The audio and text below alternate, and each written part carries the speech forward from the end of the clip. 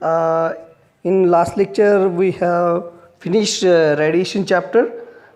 Next chapter we are going to start boiling and condensation, right? Boiling and condensation.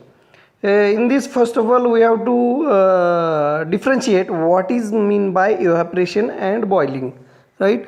What is evaporation occurs at suppose evaporation occurs in on the surface of the sea, right? But the water, that water is not boiling water. So in boiling and evaporation, vapors are created, but the forms are different, right?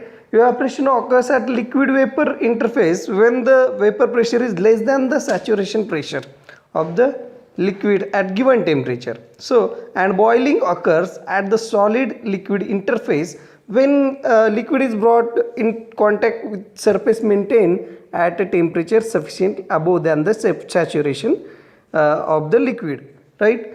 Then next, classification of boiling. First of all, pool boiling, and second, flow boiling, right? What is pool boiling?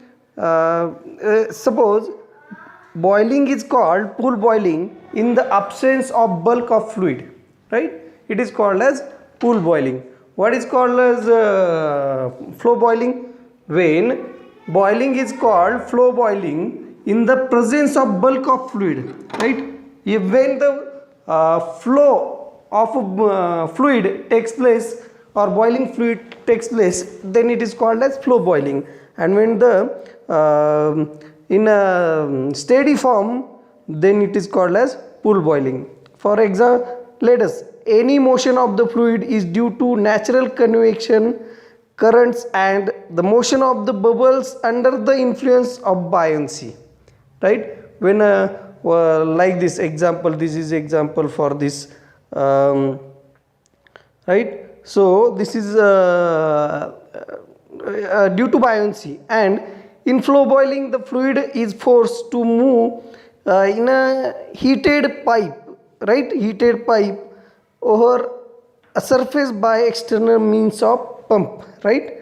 That is, it is flow boiling and pool boiling, right? Next, subcooled boiling and saturated boiling, right? Subcooled boiling, when the temperature of the main body of liquid is below saturation temperature, right? Saturation temperature is suppose 100, right? Then it is below 100 degrees Celsius, then it is called as subcooled boiling. And saturated boiling, when the temperature of liquid is equal to saturation temperature, right? Then it is called as saturation boiling, right? So,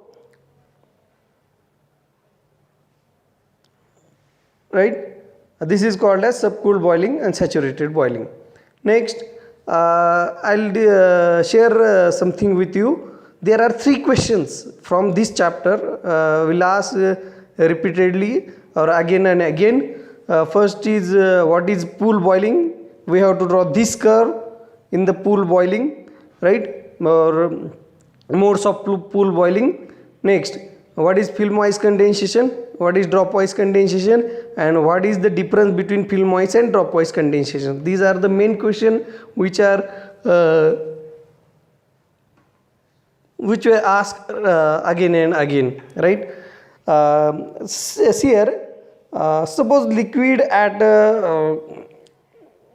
0 degree Celsius, right? Then boiling takes different form depending upon the dT excess is equals to Ts minus T saturation, right? So this is natural convection boiling, this is nuclear boiling, this is transition boiling, and this is film boiling. These are the regimes or part of boiling, right? Or modes of boiling, pool boiling, modes of pool boiling. First, A is called natural convection, second nuclear boiling, transition boiling, and film boiling, right? In the first natural convection, right? So natural convection point A and the boiling curves here up to this is natural convection from 1 to point A. This is a natural convection, right? Next, bubbles do not form on the heating surface until the liquid is heated few degree above the saturation temperature, about 2 to 6 degree for water, right? Bubbles are not formed, right? At suppose water comes at 100 degrees Celsius and it boils, but bubbles are not formed, then it is called as natural convection. The liquid is slightly superheated in this case, right? The fluid motion in this mode of boiling is governed by the natural convection. Next, the heat transfer from the heating surface to the fluid by the natural convection. Next, this is point A to point B, right? And up to point C, this is called as nucleate boiling, right? So the bubbles are formed at increasing rate at an increasing number of nucleation site as we move along the boiling curve towards point C. Like this is I am going to show you. Bubbles collapse in the liquid and bubbles rise to free surface. First in the nuclear boiling, bubbles are formed but it collapses in the liquid, and in the next part of this nuclear boiling, bubble rise to free surfaces. Region A to B is isolated bubble, this is isolated bubble, and B to C is numerous continuous column of in a liquid vapor. Next part of this is nuclear boiling. We have to I'll write here. See here, in a region A, B, the stirring and agitation caused by the entertainment of a liquid to the heater surface is primarily responsible for the increased heat transfer coefficient, right? Next, region A to B, a large heat flux obtainable in this region are caused by the combined effect of liquid entertainment and evaporation, right? And after B, the heat flux increases a lower rate with increasing dt excess and reaches a maximum point C.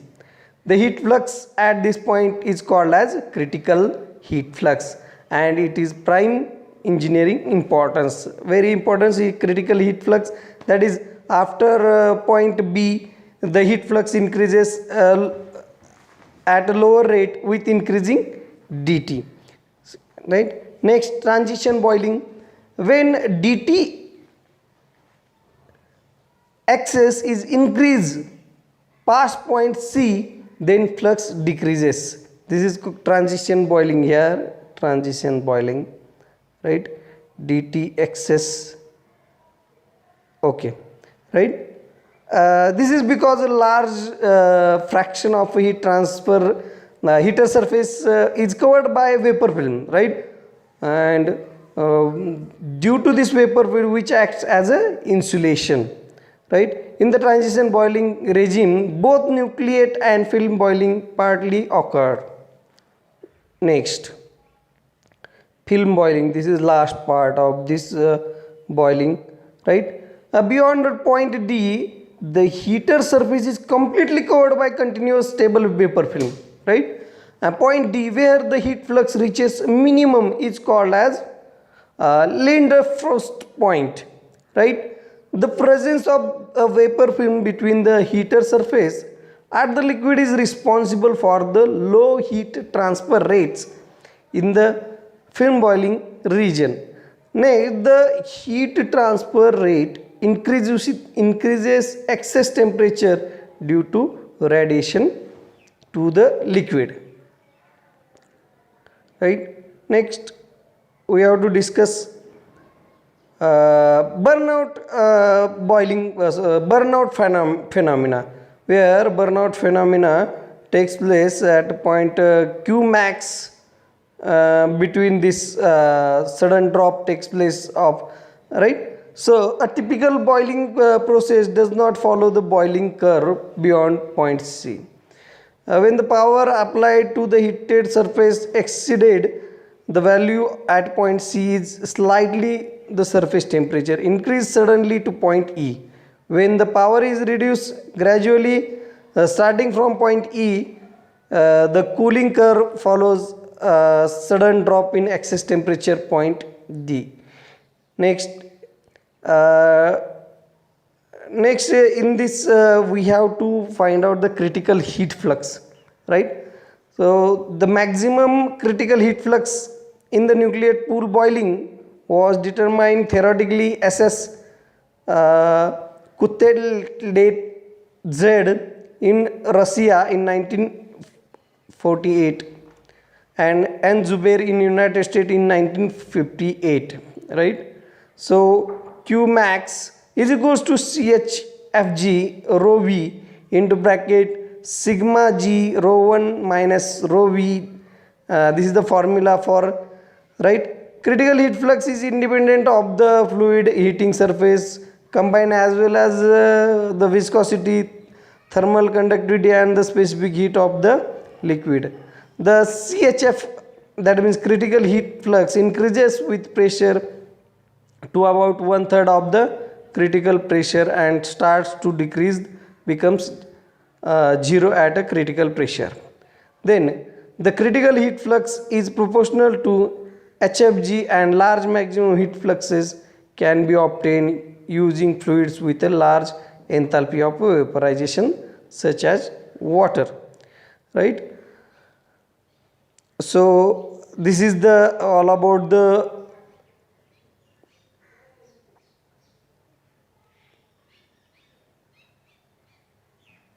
boiling, right?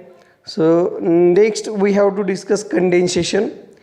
In the condensation occurs when the temperature of a vapor is reduced below its saturation temperature, right? Only condensation on the solid surface is considered in this chapter, right? Two forms of condensation, first film-wise condensation, second drop-wise condensation. That is, you have observed in the winter session there is drops on the our surface, right? Vehicle surface, etc. So there are two forms, that is film-wise condensation, drop-wise condensation. What is difference? The condensate wets the surface and forms a liquid film. It is called as film. This is liquid film, right? Totally the surface is blanketed by liquid film which reserve the resistance to the heat transfer. And drop-wise condensation, the vapor bubbles forms droplets on the surface. The droplets slide down when they reach at a certain size. No liquid form is to resist the heat transfer. As a result, heat transfer rate are more than 10 times larger than with the film-wise condensation, right? This is film-wise condensation, film condensation in a vertical plate, right? A liquid starts forming at the top of the plate and flows downward under the influence of gravity. This is top of plate and this is the liquid film-wise condensation, right? Here this is D. D is increases in the flow of x direction, right? This is x direction. D thickness of this film is increases. Heat in the amount of HFG is released due to condensation and is transferred through the film to the plate surface. Next, Ts must be below the saturation temperature or condensation. Next, the temperature of the condensate is Tsat at the interface and decreases gradually to Ts at wall, right? This is T saturation temperature and this is decreases at the wall, right? This is at the wall here. Next, this is vertical plate aware flow regimes, flow types, right? The dimension, this is a laminar flow at the top, 0 to r is equals to this is laminar wavy, and this is last one is turbulent flow, right? So heat transfer correlation for the film condensation. So assumptions are made here. Both plate and the vapor are maintained at a constant temperature of the Ts and Tsat, right, respectively. The temperature across the liquid film varies here. Here the diagram, this is x direction, this is T saturation temperature, right. Heat transfer across the liquid film is by pure conduction. Like the velocity of vapor is low, so it exists no drag on condensate, right. So hydrodynamics, this is a formula, Newton's second law, weight is equals to viscous force plus buoyancy force, right, rho 1 g delta, there is no need if right, this is new only theoretical portion. If you have asked any numerical type, then it will ask on this formula only, right, that is critical flux, CHE, this formula, right. So we have finished this chapter. Thank you. If you have any doubt, you can ask me on a phone. Thank you very much.